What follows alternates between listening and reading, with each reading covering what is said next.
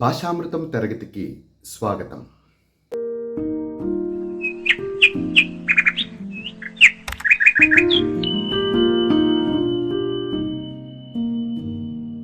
ఈ వీడియోలో ఆంధ్రప్రదేశ్ 10వ తరగతి నూతన పాఠ్యపుస్తకంలోని మొదటి పాఠం ప్రత్యక్ష దైవాల గురించి తెలుసుకుందాం.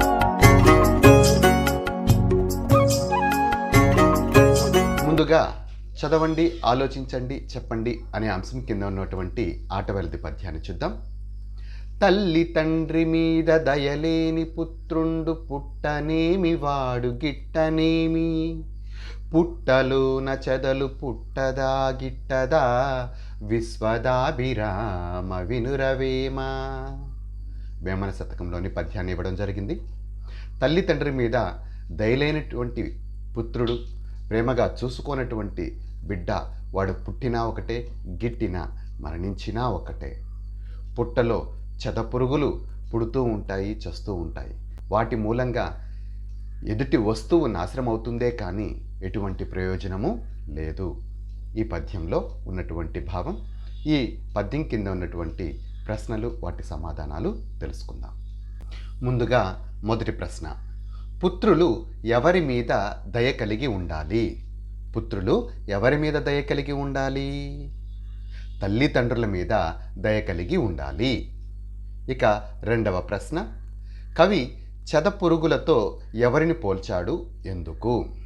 కవి చెదపురుగులతో ఎవరిని పోల్చాడు, ఎందుకు? తల్లి తండ్రి మీద దయలేని పుత్రుడిని కవి చెదపురుగులతో పోల్చాడు. ఎందుకంటే తల్లిదండ్రులను గౌరవించలేనటువంటి వాడు లోకంలో ఎవరిని ఆదరించలేడు.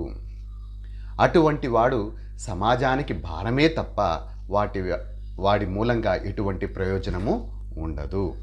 కాబట్టి తల్లిదండ్రులు సేవింపని వాడు మర్యాద మన్ననలు పొందలేనటువంటి వాడు.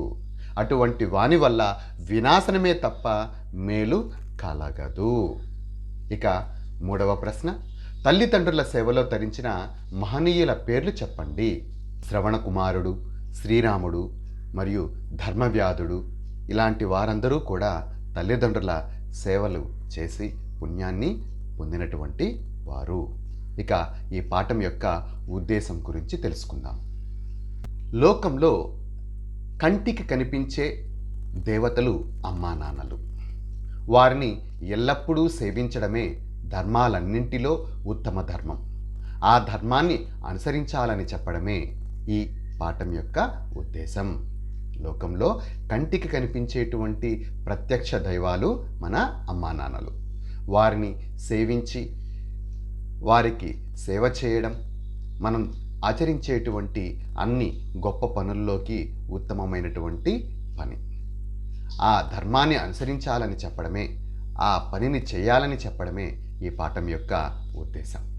ఇప్పుడు ఈ పాఠం రాసినటువంటి కవిని గురించి తెలుసుకుందాం.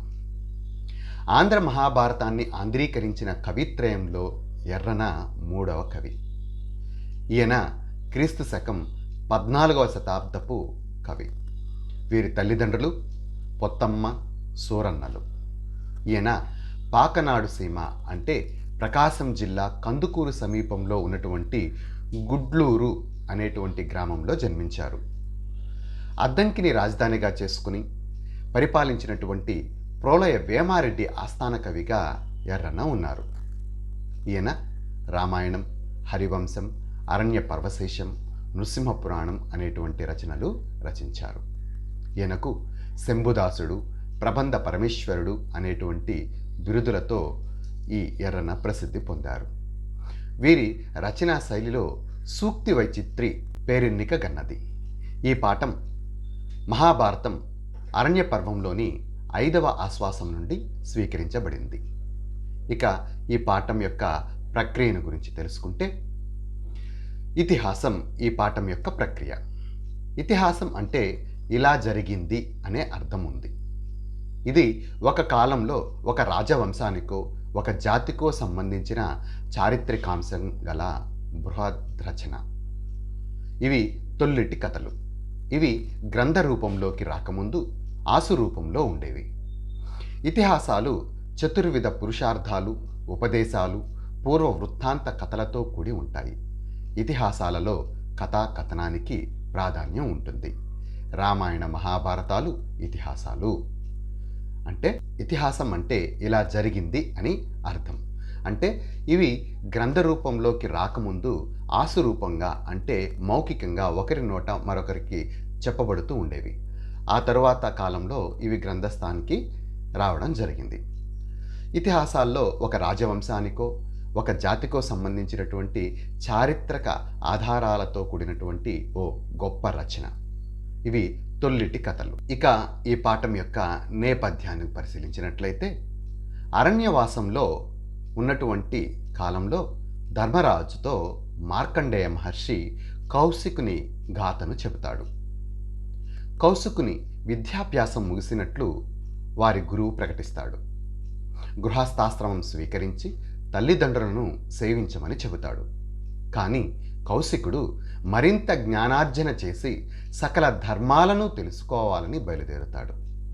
ఒకనాడు మర్రి చెట్టు నీడలో కూర్చుని వేదాధ్యయనం చేస్తుంటాడు. చెట్టుపైనున్న పక్షి ఆయనపై రెట్ట వేస్తుంది. కోపంతో దాని వంక చూడగా ఆ చెట్టు మీద ఉన్నటువంటి పక్షి కాలి బూడిదవుతుంది. ఆ తర్వాత మధ్యాహ్న సమయంలో ఒక ఇంటి ముందు నిలబడి భిక్ష కోరుతాడు. ఆ ఇంటి ఇల్లాలు అదే సమయంలో ఇంటికి వచ్చిన భర్తను సేవిస్తూ ఉండడం వల్ల భిక్ష వేయడం ఆలస్యమవుతుంది. నిర్లక్ష్యం చేసిందనే కోపంతో కౌశికుడు ఇల్లాలి వంక చూడగా ఆ ఇల్లాలు, మహాత్మా, నేను చెట్టుపైనున్న పక్షిని కాను, సన్యాసికి ఇంత కోపం తగదు అని మంచి మాటలు చెప్పి ఇంకా ధర్మార్థ సూక్ష్మాలను తెలుసుకోవాలని కోరిక ఉంటే మిథిలా నగరంలో నివసించే ధర్మవ్యాధుని కలవమని చెబుతుంది. కౌశికుడు ధర్మవ్యాధుడి దగ్గరకు వెళ్తాడు. ఆ నేపథ్యంలో కౌశికుడికి ధర్మవ్యాధుడికి మధ్య జరిగేటువంటి సంభాషణే ఈ పాఠం యొక్క నేపథ్యం. దీని వివరణ కాస్త గమనించినట్లయితే, అరణ్యవాస కాలంలో ధర్మరాజు సూక్ష్మార్థాలను తెలుసుకోవాలని మార్కండేయ మహర్షి ద్వారా సూక్ష్మ జ్ఞానాన్ని పొందుతూ ఉన్నటువంటి సందర్భంలో మార్కండేయ మహర్షి ఈ కౌశికుని యొక్క కథను ధర్మరాజుకి చెప్తాడు. కౌశికుడు గురువు వద్ద విద్యాభ్యాసం పూర్తి చేస్తాడు. ఆ తర్వాత గురువు, నీ విద్య అంతా పూర్తయింది, నీవు గృహస్థాశ్రమం చేరి నీ యొక్క గృహస్థ ధర్మాన్ని నిర్వహించు, తల్లిదండ్రులకు సేవ చేయి అని చెప్తాడు. కానీ కౌశికుడికి ఇంకా ఎక్కువ జ్ఞానార్జన పొందాలి, ఇంకా జ్ఞానాన్ని సంపాదించాలి అని, సకల ధర్మాలను తెలుసుకోవాలని ఆయన వేదాధ్యయనం చేయడం కోసం బయలుదేరతాడు. అలా వెళ్ళి ఒకరోజు ఒక చెట్టు కింద కూర్చొని, మర్రి చెట్టు కింద కూర్చొని ఆయన వేదాధ్యయనం చేస్తూ ఉంటాడు. ఆ చెట్టుపై ఉన్న పక్షి అతని మీద రెట్ట వేస్తుంది.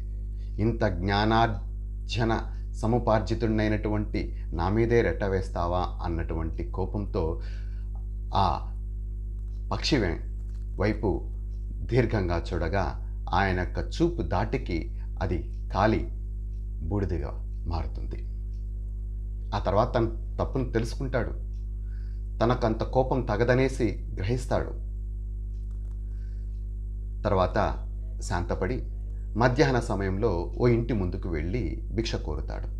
అయితే ఆ భిక్షా సమయానికే ఆ భిక్ష కోరినటువంటి ఇంటిలో ఉన్నటువంటి ఆ స్త్రీ తన భర్త రావడంతో ఆ భర్తకు సేవ చేస్తూ కాస్త ఆలస్యంగా భిక్షను తీసుకుని వస్తుంది. నాకు భిక్ష వేయడానికి ఆలస్యమా అనేసి ఆయన కోపగించుకుంటాడు.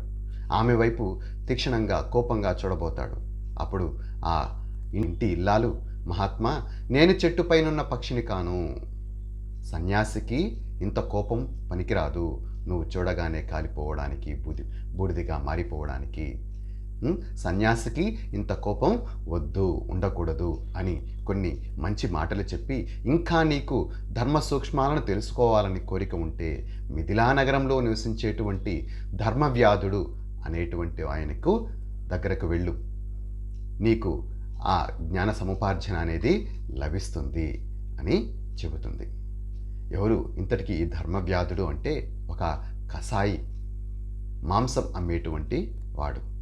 అలాంటి ఒక కసాయి వద్దకు ధర్మ సూక్ష్మాలను తెలుసుకోమని ఆ ఇంటి పతివ్రత అతనికి ఉపదేశించింది అంటే ఆ సన్యాసికి, ఆ కౌశికునికి ఉన్నటువంటి గర్వం, కోపం ఆడే తగ్గిపోయిందని మనం అర్థం చేసుకోవచ్చు. ఆ సందర్భంలో ధర్మవ్యాధుడు మాంసం అమ్ముతూ కనిపిస్తాడు మిథిలా నగరంలో. ఇతని రాక కోసం, అతని దగ్గర సూక్ష్మ ధర్మాలను పొందడం కోసం ఎదురుచూసి చివరిగా ధర్మవ్యాధుడిని కలుసుకుని అప్పుడు వాళ్ళిద్దరి మధ్య సంభాషణే ఈ పాఠం యొక్క నేపథ్యం.